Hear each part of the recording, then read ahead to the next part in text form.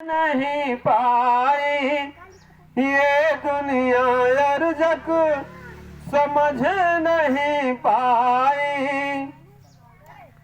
मान प्रतिष्ठा दांव पे लगा के, मान प्रतिष्ठा दांव पे लगा के, काहेली हो गुलामी अपनाई हो, काहेली हो गुलामी अपनाई।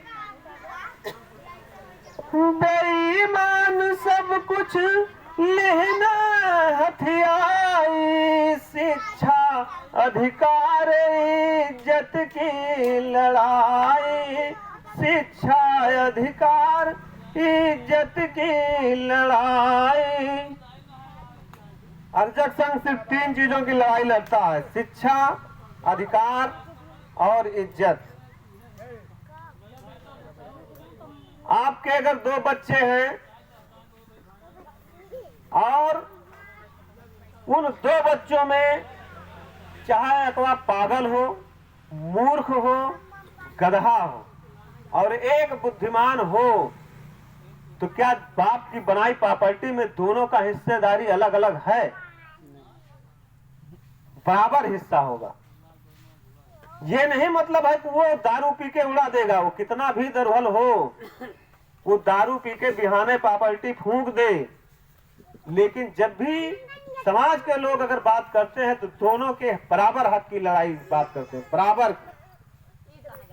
तो जब हम भारत के वासी हैं तो हमारे आधे लोगों के लिए लेटने को जमीन नहीं, आधे लोगों के पास बनाने के लिए घर, अब आधे लोग इतने हैं कि जिसमें 4-6 परिवार 10 परिवार गुजर करते हो, उतने में तो उनके कोई झांकने नहीं जाता है, वैसे बिहड़े पड़ी रही। इतना मतलब मतभेद क्यों रखा गया? हम सब की हम सभी भारत के लोग हैं। आज भले ही ना दिया जाए कोई खरीद के प्रॉपर्टी बनाया हो, लेकिन जब भारत का बंटवारा हुआ तो पाकिस्तान में पाकिस्तान का हिस्सा अलग किया गया, तो जो भारत के लोग थे, जो यहाँ के वासी थे, उन सब में जमीनों का बंटवारा क्यों नहीं किया गया? उनके हक का, धन का बंटवारा क्यों नहीं किया गया? उस लड़ाई को लड़ता है अर्जक। आज भी है, जिसे आरक्षण के लिए नहीं ऐसे मान रहे, चलो आरक्षण ऐसे सही, धन से गरीब बना दिए, शिक्षा से गरीब बना दिए। चूंकि बाप दादा पढ़े नहीं रहे तो अब हाँ 1-2 साल में 40-50 साल में कहीं हमारा टक्कर ले वो। फिर हाल ये आप जान सकते हैं कि 60-70 साल के समय में अगर जितने भी पढ़े लिखे लोग हैं ये जानते हैं कि लड़ाई के समय अब की बार जो रिजल्ट आया है IAS PCS का किसी का लिखित परीक्षा में OBC SC ने सवर्णों को पीछे छोड़ दिया। आज उनको ये बता दिया गया कि भले ही शिक्षा तुम्हारी ताकत थी, लेकिन हमें थोड़ी सी छूट मिली तो हम आपको टक्कर दे रहे हैं। अगर आपके बराबर प्रॉपर्टी होती, आपकी बाप दादा की तरह मेरे बाप दादा के पास नौकरी होती, तो जिस तरह तुम काम नहीं करते हो, सिर्फ कोचिंग लगा के पढ़ते हो, अगर वो सुख सुविधा मुझे होती तो मैं आपको बताता कि आपके अंदर क्या पावर है और मेरे अंदर क्या पावर है। उस लड़ाई को लड़ना चाहता है। शिक्षा, कि हमें शिक्षा में बराबर, अब शिक्षा में बराबर का अधिकार क्या है? पढ़ने के अधिकार तो मिले, लेकिन उस स्कूल में जहां मास्टर नहीं, जहां सुविधा नहीं, किताब मिलेगी 4 महीना बीत जाने के बाद और कहेंगे पढ़ा तो तुमको भी रहे। किताब प्राइवेट की दूसरी होगी, वहां की दूसरी होगी। इसलिए अर्जक का नारा है, ब्राह्मण हो भंगी, राष्ट्रपति हो या भंगी की संतान, सबकी शिक्षा एक समान। अगर एक क्लास है तो चाहे वो प्राइवेट हो या सरकारी हो, सभी स्कूलों में एक ही किताब चलनी चाहिए। और मैं आपके प्राइवेट स्कूल का विरोध नहीं करता हूं, लेकिन एक बात का विरोध जरूर करता हूं कि अगर आपका बच्चा प्राइवेट में पढ़ता है, सरकारी में पढ़ नहीं सकता है, तो आप महाशय जी प्राइवेट को इतना भला मानते हैं तो अपने बच्चे को सरकारी नौकरी मत दीजिए, प्राइवेट नौकरी दीजिए। क्योंकि सरकारी स्कूल में पढ़ने के लिए पढ़ने जाए हम और नौकरी करो आप, इसका मतलब कहीं ना कहीं बेईमानी छिपी हुई उसे जगाता है। और इज्जत, हमने आपसे पहले भी कहा कि ग्रंथों में भी लिखा है कि एक क्षत्रिय का 100 साल का बुजुर्ग, ठाकुर हो और 100 साल का बुजुर्ग हो, 10 साल के ब्राह्मण का बच्चा भले ही वो पागल क्यों ना हो, लेकिन वो पूजनीय है। मतलब वो 100 साल के बुढ़वा ठाकुर और 10 साल के पगले पंडित के पैर छुए, इज्जत है। क्या का इज्जत मिली? पगले की इज्जत है, उनका इज्जत है। मतलब इज्जत पंडित जी को, पैर उन्हीं छुए है, तोरे लगे धन चाहे इतना आएगा। कहीं है अभी कोई, अब तो आप सब एक समान हो गया है। बहुत थोड़ा सा पीछे जाइए आप लोग, रामनाथ कोविंद, यही नाम है ना, हमारे राष्ट्रपति हैं, भारत के प्रथम नागरिक। राष्ट्रपति से बड़ा कोई सम्मानित व्यक्ति नहीं होता। लेकिन अब ध्यान नहीं आ रहा है मंदिर का। पुष्पक मंदिर में भी वो गए थे दर्शन करने के लिए, मंदिर की सीढ़ियों पर भी उन्हें नहीं चढ़ने दिया गया। क्यों नहीं चढ़ने दिया गया भैया? मंदिर तो सबकी तरह हो गए।